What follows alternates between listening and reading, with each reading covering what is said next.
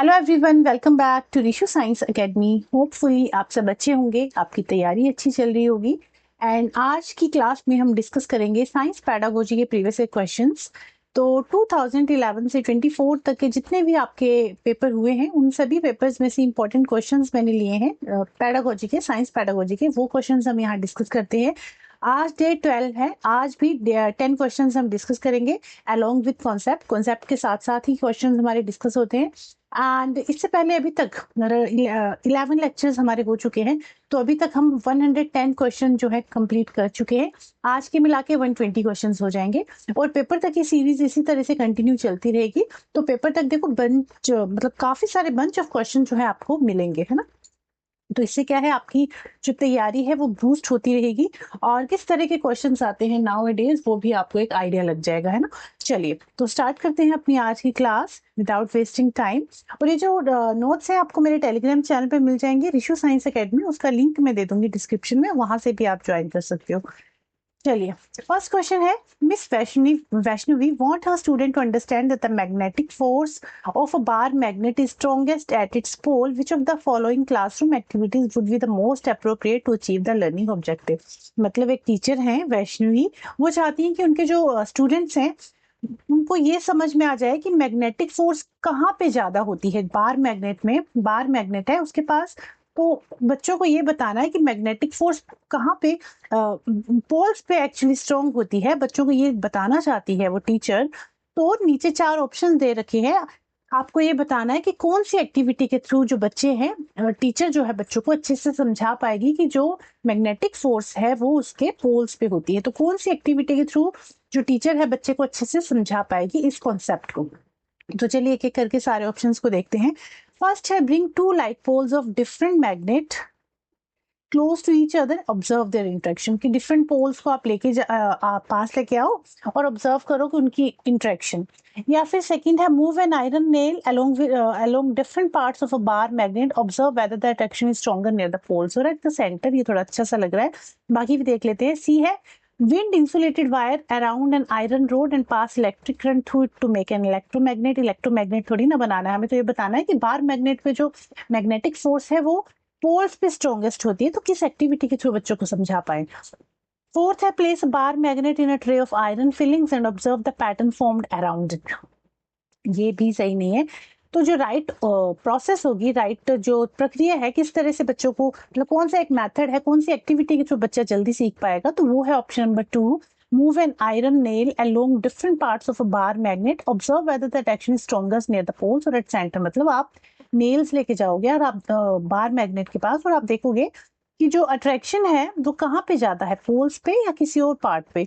तो बच्चे ऑब्जर्व करेंगे कि जो फोर्स ऑफ अट्रैक्शन है वो पोल्स पे ज्यादा है, इसलिए ये जो एक्टिविटी है ऑप्शन नंबर 2 जो है ये सही रहेगा बच्चों को ये कॉन्सेप्ट समझाने के लिए।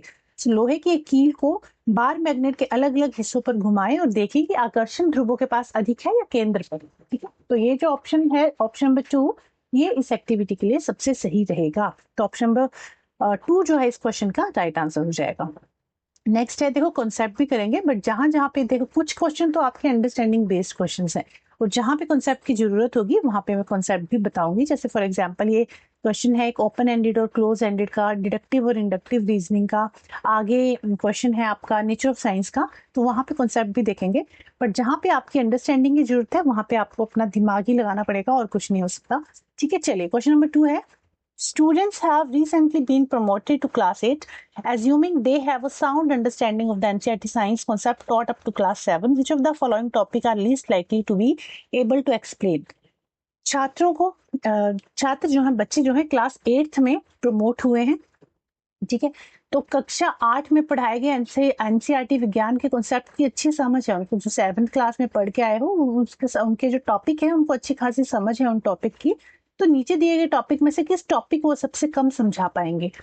चारों ऑप्शंस में से ऐसा कौन सा ऑप्शन है, ऐसा कौन सा टॉपिक है जिसको बच्चे कम समझा पाएंगे। तो फर्स्ट है the relationship between air pressure and the formation of winds. तो ये तो चैप्टर क्लास 7 का ही चैप्टर है, विंड स्टॉर्म्स एंड साइक्लोन्स, तो ये पढ़ के आए हैं तो ये समझा लेंगे। सेकंड है expansion of air when it is heated, ये चैप्टर भी मतलब ये भी विंड स्टॉर्म और साइक्लोन एयर प्रेशर वाला ही चैप्टर है, ये भी समझा लेंगे। सी है safety precaution to be follow during cyclone, चक्रवात के दौरान बरती जाने वाली सुरक्षा सावधानियां, ये भी समझा लेंगे। तीनों टॉपिक जो है क्लास 7th के टॉपिक हैं। क्लास 7th का जो चैप्टर है विंड स्टॉर्म्स एंड साइक्लोन, तो ये बच्चे इन टॉपिक्स को समझा पाएंगे क्योंकि 7th क्लास से ही अभी पढ़ के आए हैं 8th क्लास में। बट ये जो टॉपिक है option number 4, protective measures to be taken during earthquakes, भूकंप के दौरान किए जाने वाले सुरक्षा उपाय, इस टॉपिक को बच्चा जो है अच्छे से नहीं समझा पाएगा क्योंकि ये जो टॉपिक है ना क्लास 8th का टॉपिक है, सब नेचुरल फिनोमिना, उस चैप्टर का ये टॉपिक है, तो बच्चा इस चैप्टर को नहीं समझा पाएगा। उसके अलावा जो ऊपर के 3 टॉपिक हैं वो बच्चा जो है इजिली समझा पाएगा क्योंकि वो 7th क्लास में इस टॉपिक को पढ़ के आए हैं। ठीक है, और ये जो 4th आपका ऑप्शन है 8th क्लास का टॉपिक है सम नेचुरल फिनोमिना, तो इसको बच्चे अच्छे से नहीं समझा पाएंगे। हमें यही बताना था कौन सा है जो least likely to be able to explain, तो दैट इज ऑप्शन नंबर 4। ये जो ऑप्शन नंबर 4 है, ऑप्शन नंबर डी जो है राइट आंसर है आपके इस क्वेश्चन का। नेक्स्ट क्वेश्चन है, एक मिनट रुकना, मैं चेक करूं कि रिकॉर्डिंग चल रही है या नहीं चल रही है। Yes it is. Question number 3 है, मिस अंजलि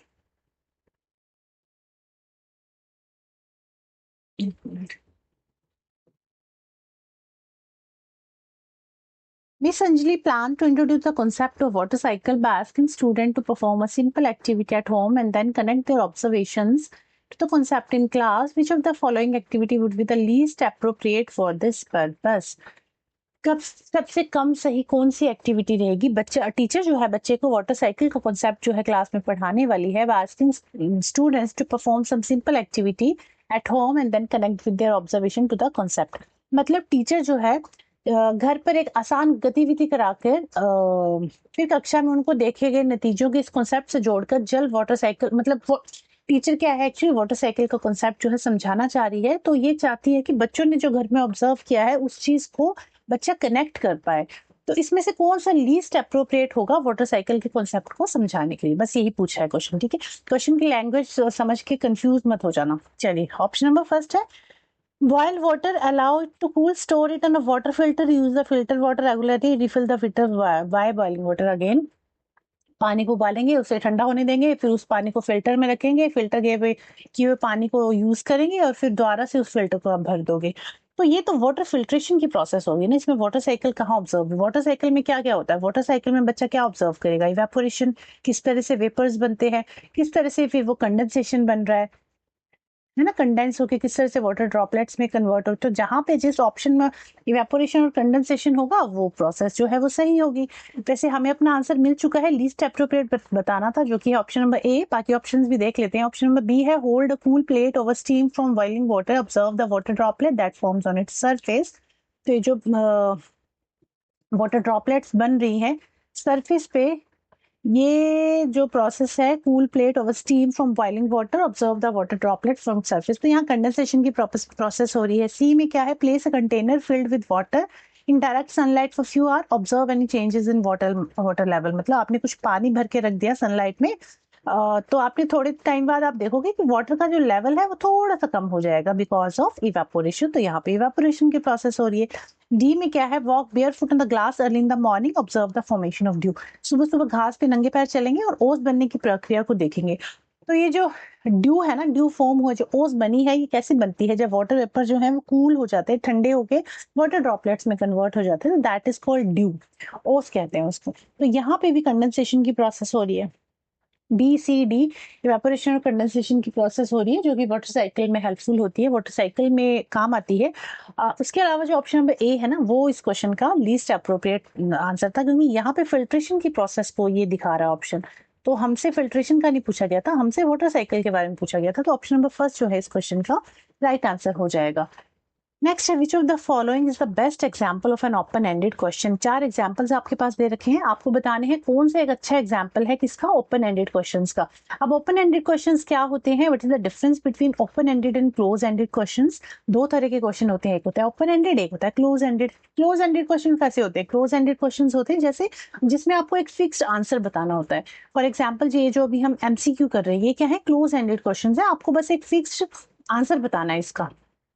ठीक है, और ये जो ओपन एंडेड क्वेश्चन है, ओपन एंडेड क्वेश्चन में क्या होता है, ऐसा क्वेश्चन होता है जिसमें क्या है, स्टूडेंट जो है अपने वर्ड्स में अपना आंसर जो है लिख सकता है, प्रेजेंट कर सकता है। स्टूडेंट्स आंसर कर सकता है, अपने शब्दों में उस आंसर को बता सकता है। ठीक है, इसका पर्पस क्या है ओपन एंडेड क्वेश्चन का? इससे क्या होता है, थिंकिंग को इनकरेज करता है, रीजनिंग को इनकरेज करेगा, क्रिएटिविटी और एक्सप्लेनेशन को इनकरेज करेगा। इसके अलावा यहाँ पे फैक्चुअल नॉलेज को चेक किया जाता है। यहाँ ओपन एंडेड में जो क्वेश्चन आंसर होता है वो डिटेल्ड होता है, डिस्क्रिप्टिव होता है। क्लोज एंडेड में जो आंसर होता है वो शॉर्ट और स्पेसिफिक होता है। इसके काफी पॉसिबल करेक्ट आंसर्स हो सकते हैं, बट क्लोज एंडेड क्वेश्चन में सिर्फ एक ही करेक्ट आंसर होगा। नेक्स्ट है थिंकिंग लेवल। तो इसमें थिंकिंग लेवल जो है हायर थिंकिंग लेवल होता है, हायर ऑर्डर थिंकिंग स्किल्स का यूज होता है। यहाँ पे लोअर ऑर्डर थिंकिंग स्किल्स का यूज होता है। Student explain their ideas and opinions and student choose और स्टेट द करेक्ट आंसर। अपना ओपिनियन नहीं बता सकता, बच्चे को बस एक करेक्ट आंसर बताना है यहाँ पे। It is difficult to score but gives a deep understanding, but it is easy and quick to score. इसके कुछ एग्जाम्पल्स हैं, एग्जाम्पल देख लीजिए। ये ओपन एंडेड का एग्जाम्पल है और ये क्लोज एंडेड का एग्जाम्पल है। मान लीजिए कोई क्वेश्चन है जिसमें पूछा गया है why do plants need sunlight. Sunlight क्यों चाहिए प्लांट्स को? तो वन वर्ड में आप आंसर बता दोगे ना, फोटोसिंथेसिस के लिए। तो ये क्या हो गया, ओपन एंडेड क्वेश्चन है। क्लोज एंडेड क्वेश्चन है डू प्लांट्स नीड सनलाइट, क्या प्लांट्स को सनलाइट चाहिए? तो इसमें आप अपनी लैंग्वेज में इस क्वेश्चन को बना के लिख सकते हो कि हाँ भाई प्लांट्स को सनलाइट चाहिए, क्यों चाहिए? फोटोसिंथेसिस के लिए चाहिए। फोटोसिंथेसिस क्यों जरूरी है? प्लांट्स अपना खाना बनाते हैं इस प्रोसेस से। तो आप अपने शब्दों में इसका आंसर जो है लिख सकते हैं। ये सेकंड एग्जांपल है जिसमें पूछा गया है how can we save water at home, कैसे हम सेव कर सकते हैं। ये ओपन एंडेड क्वेश्चन है। और इज वाटर नेचुरल रिसोर्स, क्या वाटर एक नेचुरल रिसोर्स है? सॉरी मैंने गलत बता दिया, यस और नो में बताना है सिर्फ आपको, है ना। वो क्लोज एंडेड का आ गया, ये ओपन एंडेड का आ गया।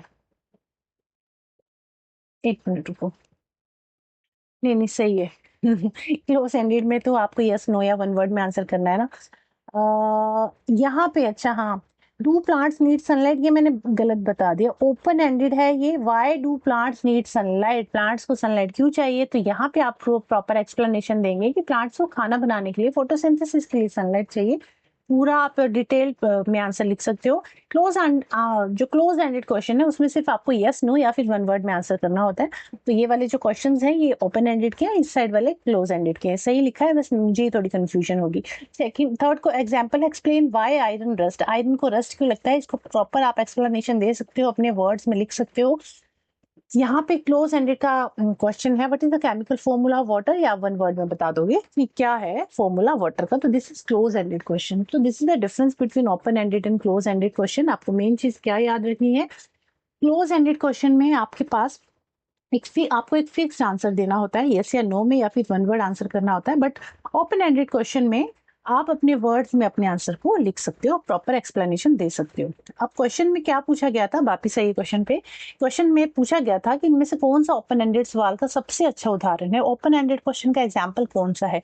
How can you test the presence of starch in a potato, आलू में स्टार्च की मौजूदगी को कैसे चेक करोगे? तो बाय आयोडीन टेस्ट, सिंपल से एक आंसर दे दिया आपने। सेकंड है, ये क्या है, ओपन क्लोज एंडेड क्वेश्चन है। सेकंड है which of the following food is a good source of protein, कौन सा गुड सोर्स है प्रोटीन का? तो आप बता सकते हो एग है, एग, मीट, मिल्क, ये सारे पल्सेस। तो ये सारे क्या है, एग्जाम्पल है सोर्सेज ऑफ प्रोटीन के। तो आपने वन वर्ड में आंसर दे दिया। ये भी क्लोज एंडेड क्वेश्चन है। थर्ड है how would you prepare a balance diet chart for your family, explain your choices. आप अपनी फैमिली के लिए बैलेंस डाइट चार्ट कैसे बनाओगे, अपनी अपनी अपनी पसंद का कारण आप बताइए। तो इसमें अब आप अपनी प्रॉपर एक एक्सप्लेनेशन दे सकते हो, अपने वर्ड्स में अपना आंसर जो है लिख सकते हो। तो ये क्या है, ओपन एंडेड क्वेश्चन है। डी है name one food item that contain both protein and fat, ये भी वन वर्ड में आप आंसर बता दोगे कि ऐसी कौन सी चीज है जिसमें प्रोटीन भी है, फैट भी है, लाइक पनीर। तो ये भी वन वर्ड में आपने आंसर कर दिया। तो ओपन एंडेड क्वेश्चन का जो एग्जाम्पल था वो था ऑप्शन नंबर सी, कि आप अपने परिवार के लिए संतुलित आहार का चार्ट कैसे तैयार करेंगे, अपनी पसंद का कारण बताइए। ठीक है, चलिए नेक्स्ट क्वेश्चन पे चलते हैं।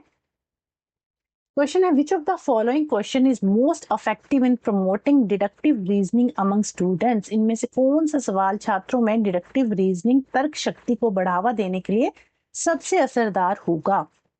डिडक्टिव रीजनिंग और इंडक्टिव रीजनिंग में क्या डिफरेंस है? डिडक्टिव रीजनिंग में क्या होता है ना, देखो बच्चा जो है, पहले इंडक्टिव रीजनिंग समझिए। इंडक्टिव रीजनिंग क्या है, जहां पे एग्जाम्पल से रूल की तरफ हम जाते हैं, वो होता है इंडक्टिव रीजनिंग। देखो इंडक्टिव रीजनिंग में क्या होता है, जहां पे हम एग्जाम्पल से रूल की तरफ जा रहे हैं, पहले हमने एग्जाम्पल बताया फिर रूल की तरफ गए, that is inductive reasoning. Deductive में क्या है, जनरल टू स्पेसिफिक, पहले हमने रूल बताया फिर हमने एग्जाम्पल दिया। तो inductive reasoning specific to general जाते हैं, डिडक्टिव रीजनिंग में जनरल टू स्पेसिफिक जाते हैं। इसमें क्या है, इंडक्टिव रीजनिंग जो है इसमें हम नया रूल या प्रिंसिपल जो है डिस्कवर कर सकते हैं। डिडक्टिव रीजनिंग में अप्लाइंग एग्जिस्टिंग, जो एग्जिस्टिंग रूल है उसी को हमें अप्लाई करना है डिडक्टिव रीजनिंग में। कंक्लूजन इज प्रोबेबल, मतलब जो कंक्लूजन इसका निकल के आता है इंडक्टिव रीजनिंग में, that is not 100% accurate, but हाँ वैसा होता है। बट इन फ्यूचर अगर हमें कोई और एविडेंस मिल गया उस चीज का तो वो चेंज हो सकती है। तो इट इज कंक्लूजन जो है इट इज प्रोबेबल, मतलब चेंज हो सकता है। यहाँ पे डिडक्टिव रीजनिंग में जो कंक्लूजन होता है इट इज सर्टेन, ये चेंज नहीं हो सकता, ये फिक्स रहता है, 100% वैसा ही रहेगा। इसमें एग्जाम्पल है जैसे iron, copper, aluminium expands on heating, कि ये जो कुछ मेटल्स हैं ये क्या करते हैं, एक्सपैंड करते हैं हीटिंग में। तो पहले हमने एग्जाम्पल बताए है ना, उसके बाद हमने रूल बताया, उसके बाद हमने एक स्पेसिफिक डेफिनेशन दी। तो एग्जाम्पल से रूल की तरफ कहाँ कौन जाता है, इंडक्टिव रीजनिंग, पहले एग्जाम्पल आएगा फिर रूल आएगा। जो डिडक्टिव रीजनिंग है वहां पे क्या है, पहले रूल आएगा उसके बाद फिर एग्जाम्पल्स आएंगे। जैसे all metal expands on heating, हमने एक जनरल इसकी स्पेसिफिक डेफिनेशन दे दी, उसके बाद फिर हम एग्जांपल देंगे कि आयरन एक्सपैंड्स ऑन हीटिंग या ये वाला मेटल एक्सपैंड ऑन हीटिंग, उसके बाद हमने एग्जांपल दिए। आपको बस ये याद रखना है इंडक्टिव रीजनिंग में स्पेसिफिक टू जनरल जाते हैं, या फिर आप ये ऐसा भी कह सकते हो एग्जांपल टू रूल जाते हैं, और डिडक्टिव रीजनिंग में रूल टू एग्जाम्पल जाएंगे या फिर जनरल टू स्पेसिफिक जाएंगे। ठीक है, दोनों ही चीजें सेम है, या तो इंडक्टिव में स्पेसिफिक टू जनरल, डिडक्टिव में general to specific. Clear?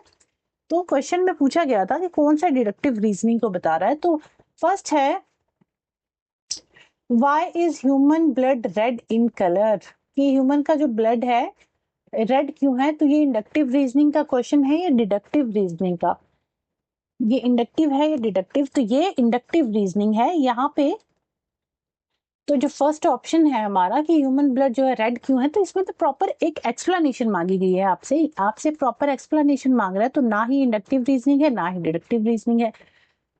Inductive reasoning में क्या होगा, पहले एग्जांपल देगा फिर डेफिनेशन देगा। डिडक्टिव में क्या है, पहले डेफिनेशन आएगी फिर आपसे पूछेगा एग्जांपल। ठीक है, और सेकंड है what are the major difference between arteries and vein, तो यहाँ पे तो डिफरेंस पूछ लिया गया है, ये भी इंडक्टिव या डिडक्टिव रीजनिंग है। सी है veins carry deoxygenated blood, based on this statement is outta a when, outta और अ वेन, मतलब कि जो वेन्स हैं वो डीऑक्सीजनेटेड ब्लड कैरी करती हैं। आपको पहले इसमें एक स्टेटमेंट बताएगी, एक रूल बताया गया है ना, based on this statement it is outta और वेन, आपसे पूछा गया कि आउटा होगी या वेन होगी, आपसे एक स्टेटमेंट पूछ ली गई है। On the basis of this statement आपसे एक इस स्टेटमेंट के बेस पे आपसे पूछा जा रहा है कि इसमें जो ब्लड जो फ्लो कर रहा है वो आउटा में ही करेगा या वेन में करेगा। इस स्टेटमेंट के ऊपर बेस्ड आपको आंसर बताना है अपना। तो ये क्या है, डिडक्टिव रीजनिंग है, रूल के बेस पे आपको एग्जाम्पल देना है। ठीक है, तो ये क्या है, डिडक्टिव रीजनिंग वाला क्वेश्चन है। शिराएं आमतौर पर डीऑक्सीजनेटेड खून ले जाती हैं, इस बात के आधार पर क्या आउटा एक शिरा है, कि जो आउटा है वो वेन है, तो ये आपको बताना है। तो this is deductive reasoning. D है xylem transport water in plants just as water pipe transport water in house, but similarity do you observe between these two system, तो यहाँ पे भी सिमिलैरिटी की बात की गई है। ये भी जो है डिडक्टिव रीजनिंग नहीं है। तो जो डिडक्टिव रीजनिंग वाला क्वेश्चन है जहाँ पे बच्चा एक्सप्लेनेशन जो दी गई है उसके बेस पे अपना आंसर बताएगा, तो ये क्या है, डिडक्टिव रीजनिंग का आंसर है, मतलब ऑप्शन नंबर सी जो है डिडक्टिव रीजनिंग अप्लाई करेगा यहाँ पे बच्चा। ठीक है, चलिए नेक्स्ट क्वेश्चन है a hook activity is designed to activate student prior knowledge, generate curiosity about new topic. Which of the following would be the most effective hook activity for introducing the concept of soil profile? सबसे पहले तो ये आपको पता होना चाहिए hook activity होती क्या है। देखो, जब भी हम कोई नया चैप्टर क्लास में स्टार्ट करने वाले होते हैं ना, तो हम एक एंगेजिंग, ये मतलब बच्चों को एंगेज करने के लिए, मतलब हम अपने किस तरह से चैप्टर की स्टार्टिंग करें ताकि बच्चा जो उस चीज में एंगेज हो, अपना इंटरेस्ट शो करे, क्यूरियोसिटी दिखाए उस नए टॉपिक के लिए। तो ये एक स्टार्टिंग की कुछ लाइंस होती हैं, कुछ एक्टिविटी होती है जो टीचर जो है बच्चे को बताता है। ठीक है, तो हुक एक्टिविटी कुछ नहीं है। हुक एक्टिविटी क्या है, चैप्टर के स्टार्टिंग में जो टीचर बच्चे को कुछ बताएगा उस चैप्टर के बारे में, उस चैप्टर में जो एक्टिविटीज हैं उनके बारे में बताएगा, उसी को हुक एक्टिविटी कहते हैं। फॉर एग्जांपल, मान लीजिए कंडक्टर और इंसुलेटर की बात कर रहा है टीचर ने कहा कि हम इस चैप्टर में कंडक्टर्स और इंसुलेटर्स के बारे में पढ़ने जा रहे हैं। तो टीचर बताएगा बच्चे को कि जब हम मान लीजिए हमारे पास कोई इलेक्ट्रिक सर्किट है, तो इलेक्ट्रिक सर्किट में जब हम कंडक्टर्स लगाते हैं तो बल्ब जो है ग्लो करता है, और जब हम इंसुलेटर लगाते हैं तो बल्ब ग्लो नहीं करता। टीचर ये बच्चे को बता रहा है। तो इस तरह की एक्टिविटी को हम हुक एक्टिविटी कहते हैं, जहाँ पे बच्चे को उस चैप्टर के बारे में सुन के उसको जो क्यूरियोसिटी आएगी नए टॉपिक के बारे में जानने की कि हाँ अगर ऐसा हो रहा है तो क्यों होगा, बच्चा क्यूरियस होगा, है ना। और इससे क्या है, बच्चे का जो प्रायर नॉलेज है वो भी एक्टिवेट होता है। तो इस तरह की एक्टिविटी को हुक एक्टिविटी कहते हैं। तो यहाँ पे क्लास में सॉइल प्रोफाइल का जो चैप्टर है वो पढ़ाया जा रहा है, मतलब पढ़ाने वाली है टीचर। तो कौन सी एक एक्टिविटी है सही रहेगी इस चैप्टर को स्टार्ट करने से पहले? Asking student to collect soil samples from different places in their locality. Soil samples आप कलेक्ट करके लाइए, या फिर ask student to plant a sapling in a nearby field, या फिर बच्चों को कहो कि एक प्लांट जो है, पौधा जो है आप लगाइए, या फिर ask student to dig the soil in a field and separate its different layers. बच्चों को कहो कि अपने घर में गड्ढा करो और जो सॉइल की डिफरेंट लेयर्स हैं उनको ऑब्जर्व करो। तो ये वाली जो एक्टिविटी है ये जो है सही रहेगी, मतलब ये वाली जो एक्टिविटी है सही रहेगी बच्चों को सॉइल प्रोफाइल के बारे में बताने के लिए।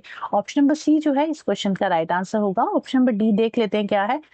Show a video explaining the importance of different soil in crop production. तो जहां पे बच्चा खुद एक्टिव होगा ना, खुद एक्टिविटी करके देखेगा, वहां बच्चा जल्दी सीखता है। और वो वाला आंसर हमेशा आपका सही होगा जहां पे बच्चा खुद करके देख रहा है। तो ऑप्शन नंबर सी इस क्वेश्चन का राइट आंसर होगा कि छात्रों से खेत में मिट्टी खोदने, उसकी अलग अलग परतों को अलग करने के लिए कहोगे आप। ये एक्टिविटी सही रहेगी। नेक्स्ट क्वेश्चन है, a student believe that bacteria are the only type of microorganism which of the following teaching strategy would be the most effective in correcting this misconception। Students, बच्चों को लगता है, छात्रों को लगता है कि जो बैक्टीरिया है वही एक प्रकार का सूक्ष्म जीव है। इस प्रकार की गलतफहमी को दूर करने के लिए इनमें से कौन सी शिक्षण रणनीति सबसे प्रभावी होगी। उनको नहीं पता कि वायरस भी है, फंगस भी है, प्रोटोजोआ भी है। उनको सिर्फ ये पता है कि जो बैक्टीरिया है ना, it is the only type of micro organism. तो आप इस मिसकंसेप्शन को, बच्चे के इस मिसकंसेप्शन को कैसे सही करोगे? ऑप्शन नंबर ए है, the teacher brings a mushroom to class and explain that it belongs to fungi. कि टीचर जो है मशरूम लेके आएगा क्लास में और एक्सप्लेन करेगा कि इट बिलोंग्स टू फंगाई। तो इससे तो सिर्फ फंगस के बारे में पता चलेगा ना, बाकी माइक्रो ऑर्गेनिजम्स के बारे में कैसे पता चलेगा? ऑप्शन नंबर 2 है, teacher bring a sample of pond water and ask student to observe different microorganism under a microscope. शिक्षक क्या करेगा, तालाब के पानी का नमूना लेके आएगा और छात्रों को माइक्रोस्कोप के नीचे देखने के लिए कहेगा कि देखिए विभिन्न सूक्ष्म जीव हैं इसमें, तो उनको देखने के लिए कहेगा, ऑब्जर्व करने के लिए कहेगा। ये एक्टिविटी सही रहेगी। ये ऑप्शन नंबर सी है, teacher brings a medicine produce from microorganism, ask student to examine it under a microscope. इससे भी तो एक ही माइक्रो ऑर्गेनिज्म का पता चलेगा। डी है, the teacher brings root nodules of leguminous plants, ask student to observe them under microscope. जी नहीं, हमें बच्चों को ये बताना है कि बैक्टीरिया के अलावा और भी माइक्रो ऑर्गेनिजम्स हैं। तो उसको, उस एक्टिविटी को बताने के लिए जो ऑप्शन नंबर 2 है वो सही रहेगा कि शिक्षक तालाब का पानी लेके आएगा और उसको माइक्रोस्कोप के अंदर जो है, माइक्रोस्कोप के नीचे उस पानी को ऑब्जर्व करने के लिए कहेगा। तो वहां बच्चे ऑब्जर्व करेंगे, बच्चों को बताया जाएगा कि देखो यहाँ पे इस शेप का ये बैक्टीरिया भी है, इसमें एल्गी भी है, इसमें प्रोटोजोआ भी है। तो वो सारी चीजें जो है उस वाटर में ऑब्जर्व कर सकता है। ये एक्टिविटी सही रहेगी इस एक्टिविटी के लिए, मतलब इस मिसकंसेप्शन को दूर करने के लिए। ऑप्शन नंबर 2 इस क्वेश्चन का राइट आंसर हो जाएगा। नेक्स्ट है, which of the following is the most appropriate example of an authentic assessment task to evaluate student understanding of chemical changes। Chemical बदलावों के बारे में छात्रों की समझ को परखने के लिए इनमें से कौन सी असली असेसमेंट टास्क जो है सबसे, मतलब असेसमेंट टास्क का सबसे इजी एग्जांपल है, सबसे सही उदाहरण होगा? कौन सा एक एग्जांपल है इसमें से जो केमिकल चेंजेस के बारे में ऑथेंटिक असेसमेंट टास्क है? देखो, ऑथेंटिक असेसमेंट का मतलब क्या है, मतलब ऑथेंटिक टास्क का मतलब है कि बच्चा जो है ना रियल लाइफ से जुड़ के चीजों को कर रहा है, that is authentic task. Authentic assessment task real life से कनेक्ट करके चीजों को सीख रहा है, अपने नॉलेज को अप्लाई करके प्रैक्टिकल प्रॉब्लम्स को सोल्व कर रहा है। तो that is authentic assessment task, मतलब सिर्फ रट नहीं रहा है, चीजों को करके देख रहा है। फर्स्ट है, design a chamber that prevent iron nails from rusting. Second है, develop a filtration system to reduce the salinity of sea water. C है, observe and record the changes that occur when iron nail is immersed in a copper sulphate solution. कि अपने record को observe करो मतलब अपने जो ये experiment उसको ऑब्जर्व करो, रिकॉर्ड करो। डी है design cooling chamber to maintain low temperature during chemical reaction. तो यहाँ पे केमिकल चेंजेस की बात की गई है, टेम्परेचर से रिलेटेड बात नहीं की गई है। चैम्बर एज कूलिंग चैम्बर नहीं बता, मतलब जो है लो टेम्परेचर के लिए केमिकल रिएक्शंस किस तरह से काम करेंगी वो नहीं बताना है हमें, डायरेक्टली ये बताना है कि केमिकल चेंजेस के बारे में समझाना है एक्चुअली हमें बच्चों को। तो केमिकल चेंजेस के बारे में समझाने के लिए कौन सा जो एक्टिविटी है वो सही रहेगी? ऑप्शन नंबर फर्स्ट जो है वो सही रहेगा, design a chamber that prevent iron nail from rusting. ऐसा चैम्बर बनाइए जो नेल्स को रस्ट से बचाए, नेल में रस्ट ना लगे, इस तरह से आपको एक चैम्बर डिजाइन करना है।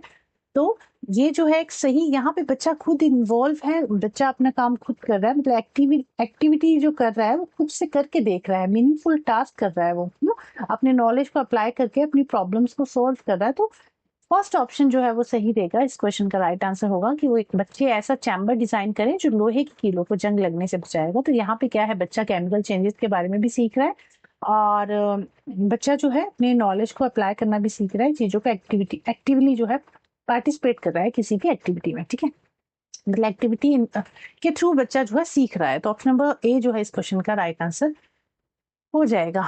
नेक्स्ट क्वेश्चन है what is why it is important, ये सेकंड लास्ट क्वेश्चन है, मतलब 9th क्वेश्चन है ये।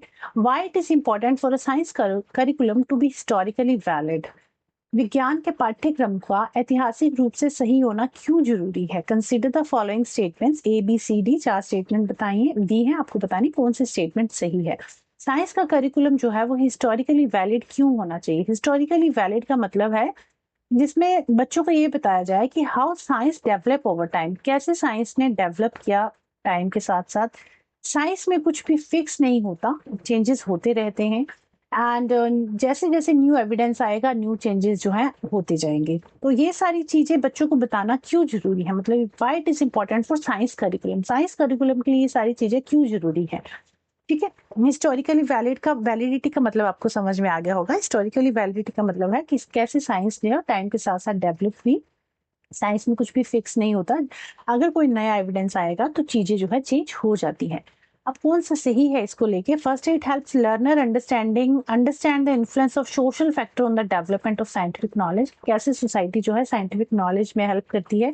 सेकेंड है, it encourage learner to view science as an unquestionable and infallible body of a knowledge, मतलब कि इससे क्या है, बच्चे को ये लगेगा कि बच्चे साइंस से रिलेटेड ना कोई क्वेश्चन नहीं कर सकते हम ऐसे, मतलब साइंस से रिलेटेड कोई, मतलब साइंस जो है इन अनक्वेश्चनेबल है। तो देखो अनक्वेश्चनेबल तो कुछ भी नहीं है, science is based on experiments and इसमें क्या है, हम क्वेश्चन पुट कर सकते हैं, अगर हमें कोई नया एविडेंस मिलेगा तो हम पूछ सकते हैं ये क्यों हुआ, कैसे हुआ। तो हम ऐसा कहना कि साइंस अनक्वेश्चनेबल है इज नॉट ट्रू, ठीक है, कि साइंस में कोई सवाल ही नहीं उठाया जा सकता, ये सही नहीं है। हमें पता है जैसे जैसे मतलब न्यू एविडेंस आता है तो चेंजेस होते रहते हैं, तो ये ऑप्शन सही नहीं है कि साइंस पर कोई सवाल नहीं उठा सकता। सी है, it enable learner to appreciate that scientific concept evolve and changes over time, ये भी सही है। डी है, it emphasize the scientific achievements of only western countries, जी नहीं कि सिर्फ वेस्टर्न कंट्रीज के साइंटिस्ट को ही ये अचीवमेंट दी गई है, तो ये भी सही नहीं है। ए, बी और डी सही नहीं है, ए और सी जो है आपका सही आंसर होगा, ए और C is given in option number D, ठीक है। चलिए, ये लास्ट क्वेश्चन है आपकी आज की क्लास का, नेचर ऑफ साइंस से related, and nature of science examiner का most important, most loving topic आप इसको कह सकते हो, मोस्ट इंपॉर्टेंट टॉपिक है। हर क्वेश्चन, मतलब हर पेपर में इससे एक या दो क्वेश्चन भी देखने को मिल जाते हैं, कई बार 2 या 3 भी मिल जाते हैं कई बार। तो nature of science important topic है, इंपॉर्टेंट कॉन्सेप्ट है। तो नेचर ऑफ साइंस में पहले थोड़ा सा समझ लेते हैं कि नेचर ऑफ साइंस जो है वो कैसी होनी चाहिए। तो इट इज एविडेंस बेस्ड, हमें पता है साइंस में किसी भी चीज को हम आंखें बंद करके बिलीव नहीं करते, उसका एक एविडेंस होना चाहिए हर चीज का, उसी को हम मानते हैं। टेंटेटिव है, साइंटिफिक नॉलेज जो है, साइंटिफिक नॉलेज जो है एक्चुअली चेंज होता रहता है टाइम के साथ साथ, नई नई चीजें, नई एविडेंस के साथ साथ चीजें चेंज होती रहती हैं। फॉर एग्जांपल अगर मैं एटॉमिक मॉडल की ही बात करूं तो सबसे पहले डाल्टन ने अपना एटॉमिक मॉडल दिया था, है ना। डाल्टन के बाद कौन आए थे? थॉमसन ने अपना एटॉमिक मॉडल दिया, फिर उसके बाद रदरफोर्ड ने अपना एटॉमिक मॉडल दिया, रदरफोर्ड के बाद फिर बोहर ने अपना मॉडल दिया। तो इस तरह से चेंजेस जो है साइंस में आते रहे। बोहर के बाद फिर मॉडर्न एटॉमिक थ्योरी आई, मॉडर्न एटॉमिक थ्योरी। तो इस तरह से चेंजेस होते रहे, नई नई चीजें, नए एविडेंस ऐड होते गए, चीजें जो है बदलती गई, ठीक है, ऐड ऑन होता गया नए एविडेंस के साथ साथ, और हमने उसको एक्सेप्ट किया। तो इट इज टेंटेटिव नेचर, मतलब नथिंग, इसमें फिक्स नहीं है। टेंटेटिव मतलब चेंजेस होते रहते हैं, फिक्स नहीं है। साइंस इज नॉट फिक्स्ड, इसमें चेंजेस होते रहते हैं। टेंटेटिव का मतलब होता है कि फिक्स नहीं है कुछ भी, इसमें चेंजेस आते रहते हैं। सिस्टमैटिक की साइंस जो है सिस्टमैटिकली काम करती है। पहले जैसे सबसे पहले ऑब्जर्वेशन होगी, ऑब्जर्वेशन के बाद फिर क्या होगा, ऑब्जर्वेशन के बाद जो है क्वेश्चनिंग करेंगे, क्वेश्चन के बाद फिर हम एक प्रॉपर हाइपोथेसिस तैयार करेंगे, हाइपोथेसिस के बाद फिर एनालिसिस करेंगे, फिर एक्टिविटी करेंगे, प्रैक्टिकल करेंगे। तो ये स्टेप बाय स्टेप प्रोसेस होती है, सिस्टमैटिक प्रोसेस होती है। एम्पेरिकल मतलब science depends on observable and measurable fact, जो हमने ऑब्जर्व किया है उस पर रिलाई करेगी। Creative scientists use imagination and creativity to develop ideas and models. Logical conclusions are drawn using regional reasoning and evidence के थ्रू ही conclusions को निकाला जाता है। Objective nature की science aim to reduce personal bias by relying on evidence and social और collaborative। Science जो है social मतलब सोसाइटी में रह के काम करती है और कोलैबोरेशन में काम करते हैं। साइंटिस्ट जो है कोलैबोरेशन में काम करते हैं, आइसोलेशन में साइंस काम नहीं करती, कोलैबोरेट होके काम करते हैं एक दूसरे के साथ। इसके अलावा एक और पॉइंट है कि science is interdisciplinary in nature, ठीक है। ऐसा नहीं कि साइंस अकेले ही काम कर रही है, साइंस में बाकी सब्जेक्ट्स भी जो है इंपॉर्टेंट रोल प्ले करते हैं। जैसे साइंस में सिर्फ साइंस नहीं है, क्या है, फिजिक्स है, केमिस्ट्री है, बायो है, तीनों मिल के काम कर रहे हैं। तो science is interdisciplinary in nature. तो ये कुछ पॉइंट्स हैं नेचर ऑफ साइंस से रिलेटेड, और ये 8-9 पॉइंट्स जो हैं इनमें से डायरेक्ट क्वेश्चन पूछ लिया जाता है कि साइंस जो है टेंटेटिव नेचर की है या साइंस फिक्स नेचर की है। आपको वो पहचानना है कि क्या सही है क्या गलत है। कई बार ऐसा दिया जाएगा कि साइंस जो है कोलैबोरेट होके काम नहीं करते, साइंटिस्ट इंडिविजुअली काम करते हैं। तो ऐसा नहीं है, साइंटिस्ट इंडिविजुअली आइसोलेशन में काम नहीं करते, कोलैबोरेट होके काम करते हैं। ये सारे पॉइंट्स आपको पता होने चाहिए, ठीक है। अब क्वेश्चन पे चलते हैं। Which of the following statement correctly represent the nature of science? तो science is mainly about appreciating nature, कि साइंस में सिर्फ नेचर को अप्रिशिएट किया गया है। Science is an individual pursuit. Individual pursuit अभी मैंने बताया, इंडिविजुअल परस्यूट नहीं है, व्यक्तिगत प्रयास नहीं है, मतलब सारे मिलके काम करते हैं, कोलैबोरेट होके काम करते हैं। Science is completely value free and entirely objective. तो वैल्यू फ्री तो नहीं है, साइंस में एथिक्स का, वैल्यूज का ध्यान रखा जाता है। डी है, science is a social Endeavour. Yes, it is true. मतलब साइंस जो है सोसाइटी में रह के काम करता है, एंडेवर मतलब सोसाइटी की बेनिफिट के लिए काम करता है और कोलैबोरेट होके काम करता है। तो ये ऑप्शन जो है, ऑप्शन नंबर डी, विज्ञान एक सामाजिक प्रयास है। It is a social Endeavour, is true. Society में रह के साइंस में काम किया जाता है, कोलैबोरेशन में काम किया जाता है। तो science is a social Endeavour, ये जो है सही है, सही ऑप्शन है, इस क्वेश्चन का राइट आंसर है। तो ये जो क्वेश्चन है हो गए आपके कंप्लीट। यहाँ पे टोटल 10 क्वेश्चंस हमने डिस्कस किया आज की क्लास में। आई होप आपको क्वेश्चन अच्छे लगे होंगे, पसंद आए होंगे। मतलब पसंद वाली तो क्या बात है, मतलब एग्जाम जो आपके प्रीवियस क्वेश्चंस है वहीं से मैंने उठाए हैं, इसमें कुछ भी नया नहीं है। बाकी कहीं भी कुछ कोई डाउट रह गया होगा, कोई कंफ्यूजन हो, तो आप मुझे कमेंट करके बता सकते हो। उस क्वेश्चन को फिर से एक बार एक्सप्लेन कर दूंगी। बाकी ये जो पीडीएफ है मेरे टेलीग्राम चैनल पे मिलेगा, रिशु साइंस एकेडमी, इसका लिंक भी दे दूंगी डिस्क्रिप्शन में, वहां से भी आप ज्वाइन कर सकते हो। और क्लास अच्छी लगी हो तो आप लाइक शेयर कर सकते हो, चैनल को सब्सक्राइब कर सकते हो, ताकि अपकमिंग जो वीडियोस हैं उसकी नोटिफिकेशन आपको मिल जाए, ठीक है। तो बाकी कोई भी आपको डाउट हो, कुछ भी हो, तो आप मुझे कमेंट कर सकते हैं, ठीक है। चलिए मिलेंगे अब अपनी नेक्स्ट क्लास में, नेक्स्ट टॉपिक के साथ, नेक्स्ट सेशन के साथ। मतलब साइंस पैडागोजी तो हमारी चल ही रही है, साइंस पैडागोजी के साथ साथ थ्योरी पोर्शन भी हमारा चल रहा है, उसके साथ साथ प्रैक्टिस सेट। देखो एक चीज मैं कहूंगी, बाकी आपको कुछ देखना है करना है वो आपकी मर्जी, पर प्रैक्टिस सेट आप जरूर देखना। जो हम प्रैक्टिस सेट लगा रहे हैं, अभी तक हमारे 2 प्रैक्टिस सेट हम कर चुके हैं, ये प्रैक्टिस सेट जरूर देखना। इसमें हम 30 क्वेश्चन डिस्कस कर रहे हैं, पेपर पैटर्न के हिसाब से चीजें डिस्कस हो रही हैं। इसमें 20 मार्क्स की आपका प्रैक्टिकल, सॉरी 20 मार्क्स का आपका थ्योरी पोर्शन है, 10 मार्क्स की आपकी पैडागोजी है, ठीक है। तो 30 क्वेश्चंस ये हम उसी तरह से डिस्कस करते हैं जैसे पेपर में आते हैं, और ये क्लास आप जरूर विजिट करना, जरूर देखना। और थ्योरी पोर्शन अगर आप कोई बच्चा चाहता है कि कंप्लीट हमें प्रॉपर जो टॉपिक है डिटेल में पढ़ने हैं, बाकी अभी इतना टाइम नहीं है कि आप हर चीज को ही करो, बट हाँ अगर आपका सिलेबस कंप्लीट नहीं है तो वो छोटे मतलब वो टॉपिक ऐसे हैं कि मतलब 1-1 घंटे का तो होगा ही, कई आधे घंटे के भी हैं। तो एक टॉपिक एक दिन में खत्म करके, एक टॉपिक के साथ साथ आपको क्वेश्चंस भी देखने को मिलेंगे वहां पे कि उस पर्टिकुलर टॉपिक से किस तरह के क्वेश्चन आए हुए हैं। उस टॉपिक को भी मतलब उस जो थ्योरी पोर्शन है उसको भी आप जरूर विजिट करें, और उसके अलावा ये जो 30 क्वेश्चन का प्रैक्टिस सेट है ना, ये तो आप मिस मत करना, ये जरूर देखना आप। ठीक है, चलिए मिलेंगे अब अपनी नेक्स्ट वीडियो में। तब तक के लिए बाय, टेक केयर।